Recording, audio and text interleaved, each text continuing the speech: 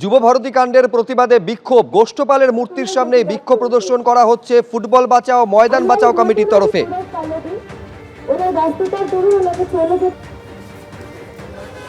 আলাদা করে খুব একটা বলার কিছু নেই।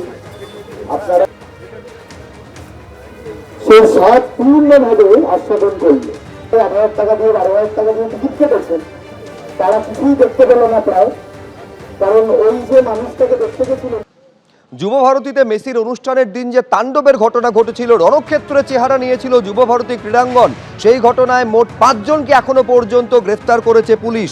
ধৃতদের মধ্যে রয়েছে বাসুদেব দাস, সঞ্জয় দাস, অভিজিৎ দাস, শুভ্রপ্রতিম দে এবং গৌরব বসু। সকলকেই ফুটেজ দেখে গ্রেফতার করা হয়েছে বলে পুলিশ সূত্রে দাবি করা হয়েছে। ভাঙচুর চালাচ্ছেন তারা, এই ফুটেজ সামনে এসেছে এবং এই ফুটেজ দেখে পরপর গ্রেফতারি বলে দাবি বিধাননগর পুলিশের। এক তো যুবক যারা,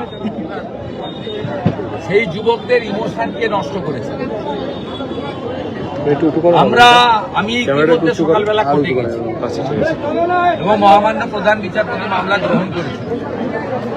আমি আমার লয়ারকে অ্যাডভাইস করেছি শুনানির সময় এই গ্রেপ্তার বন্ধ করার জন্য এফআইআর এর উপর স্টে চাই। খুব অন্যায় করছে। বেকার যুবকরা তাদের ইনকামের অর্থ, গচ্ছিত অর্থ এমনকি ধার করে নিয়ে গেছে।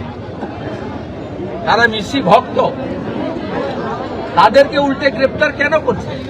আর আপনার অরূপ বিশ্বাস, সুজিত বোস কেন বাইরে আছে? আপনি আগে অরূপ বিশ্বাসকে গ্রেপ্তার করুন। এটা যেটা হচ্ছে ইয়াং জেনারেশনের সঙ্গে, এর ফলাফল কিন্তু খারাপ হবে। এটা যা করছে আগামী দিনে যদি অনেক ঘটনা ঘটেছে সম্প্রতি, আর বহিঃপ্রকাশ ঘটে, তার জন্য দায়িত্ব বর্তাবে কিন্তু এই রাজ্যের পুলিশ মন্ত্রী এবং পুলিশ। আর এরই মধ্যে একটি ভিডিও ভাইরাল হয়েছে যেখানে দেখা যাচ্ছে লেকটাউনে দমকল মন্ত্রী সুজিত বসু তিনি যুবভারতীর অনুষ্ঠানের অর্থাৎ মেসির শোয়ে টিকিট বিলি করছেন। অনুষ্ঠান শুরুর আগে টিকিট বিলি করছেন সুজিত বসু। এই ভিডিও ভাইরাল হয়েছে, ছবিটা একবার দেখুন।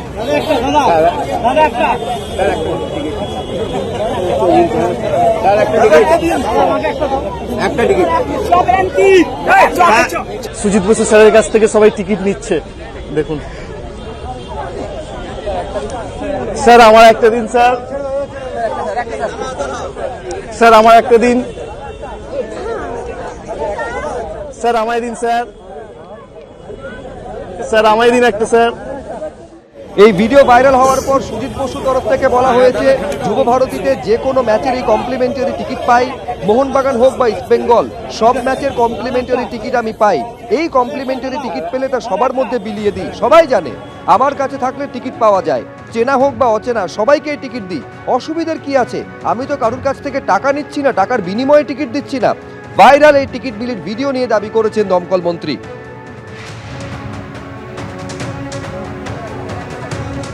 আর এ নিয়ে বিজেপির কি প্রতিক্রিয়া দেখব। এটাই হচ্ছে তৃণমূলের খেলা হবে মডেল। আর একা সুজিত বোস কেন, অনেক মন্ত্রী, অনেক নেতা পাস বিলি করেছেন, টিকিট বিলি করেছেন। যারা যোগ্য, যারা হাজার হাজার টাকা দিয়ে টিকিট কিনেছে, 1000 কিলোমিটার দূর থেকে এসেছে, মাঠের ভেতরে 200 টাকা বোতলে জল খেয়েছে, তারা মেসিকে দেখতে পেল না। আর যারা পাস পেল তারা মেসির সঙ্গে সেলফি তুলে চলে গেল। চূড়ান্ত অব্যবস্থা। সারা দেশের কাছে পশ্চিমবঙ্গের মুখ পড়ল। সমর্থকদের এই কারণে নিয়ে যাওয়া হচ্ছিল কারণ মুখ্যমন্ত্রী আসবেন, শেষ পর্যন্ত উনি আসতে পারেননি। হয়তো মুখ্যমন্ত্রী যদি আসতেন মেসিকেও তৃণমূলে জয়েন করিয়ে ফেলতে পারতেন। এই খেলা হবে মডেলে সব সম্ভব। এইবার আপনাদের শোনাবো শুক্রবার কি বলেছিলেন অনিশ সরকার, যিনি বিধাননগরের ডিসি। দেখুন। জলের ব্যবস্থা ভেতরে আছে, সেই জন্যে কোনো রকম জলের বোতল আনার প্রয়োজন নেই। ভেতরে স্টেডিয়ামের ভেতরে পর্যাপ্ত পরিমাণ জলের ব্যবস্থা থাকবে। জল কেউ প্লিজ আনবেন না। কোনো জলের বোতল যদি আমরা গেটে দেখি তাহলে আমাদের কিন্তু সেই জলের বোতলটা আমরা অ্যালাউ করতে পারবো না। এগুলো আমাদের তরফ থেকে বেশি কিছু পয়েন্ট আছে। টিফো আনবেন না, সেটা কিন্তু কালকে অ্যালাউড নয়। এবং খুব বড় ব্যানার কিছু যেন না আনে কেউ, এটা আমরা অনুরোধ করব। এছাড়া যে জিনিসগুলো সবসময় বারণ করা হয়, সিগারেট বা ওই দেশলাই কাঠি বা কোনো রকমের এমন জিনিস যেটা ফাটতে পারে, পটকা বা সেই ধরনের জিনিস যেটা ইনফ্লেমেবল জিনিস, সেগুলো প্লিজ আনবেন না। আর একেবারে পুলিশের তরফে স্পষ্ট নিষেধাজ্ঞা আনুষ্ঠানিকভাবে জানিয়ে দেওয়ার পরেও বা বোতল জলের হাজার হাজার বোতল ঢুকেছিল, শুধু নয় 10 গুণ 15 গুণ দামে তা বিকিয়েছে, যা নিয়ে বিতর্কে আরো ইন্ধন জুগিয়েছে পুলিশের এই আজব সাফাই যে পুলিশ সকালে দেখেছিল কিন্তু তারপরে কোনো ব্যবস্থা নেওয়া হয়নি। আর এই নিয়ে পুলিশের ভূমিকা এবং সরাসরি রাজ্যের শাসক দলকে নিশানা করেছে বিরোধীরা। পরপর আপনাদের শোনাবো বিরোধী দলনেতা কি বলেছেন এবং কি বলছেন সিপিএম নেতা শতরূপ ঘোষ। পরপর দেখুন। পুলিশ তদন্ত করবে না। 20 টাকার বোতল 200 টাকায় বেচেছে, 10 টাকার চিপস 100 টাকায়, সব অরূপ আর সুজিতের লোকেরা। পুলিশ এদের ধরবে নাকি? পুলিশের হাতে তদন্ত রাখা যাবে না, ওই জন্যই হাইকোর্টে গেছে।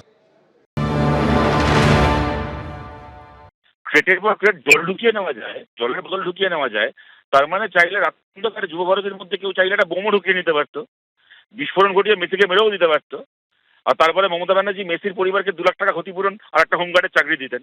ঘটনাটা কি ঘটেছে, ওখানে জল বিক্রির নাম করে অরূপ বিশ্বাসের ইলেকশন ফান্ডের টাকা তোলা হচ্ছিল।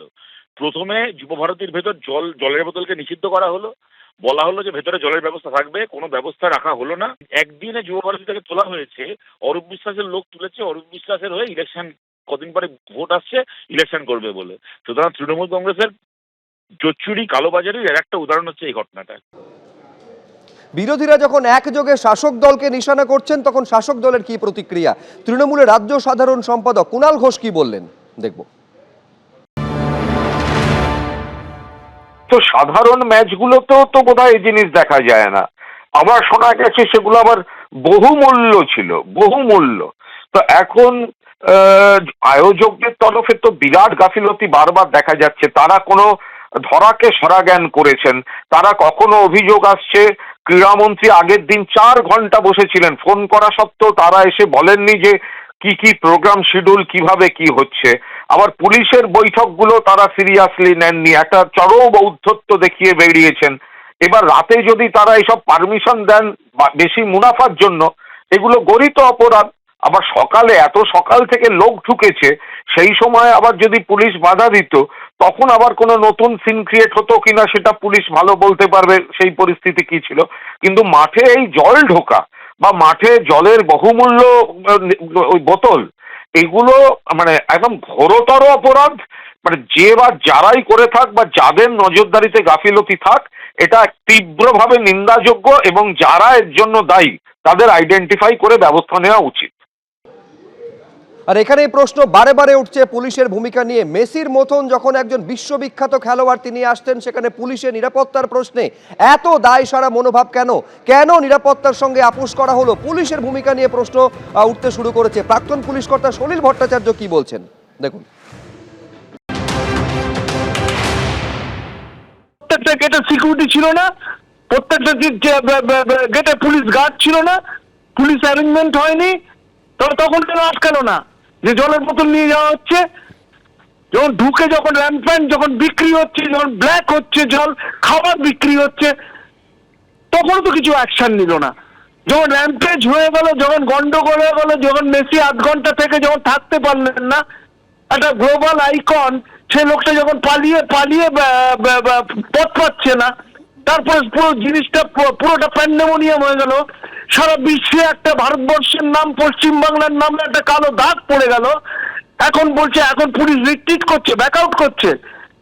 ডিসি তো পরিষ্কার পিসি করেছেন, পিসিতে পরিষ্কার বলেছেন যে আমরা কোনো জল বা কোনো জলের বোতল নিয়ে কেউ যাবেন না, অন্যান্য কিছু নিয়ে যাবেন না, তো বলেছেন তো সেটা। এখন ব্যাকআউট করার তো কোনো অর্থ হয় না, রিট্রিট করছে তার মানে পুলিশ। এবিপি আনন্দ, এগিয়ে থাকে, এগিয়ে রাখে।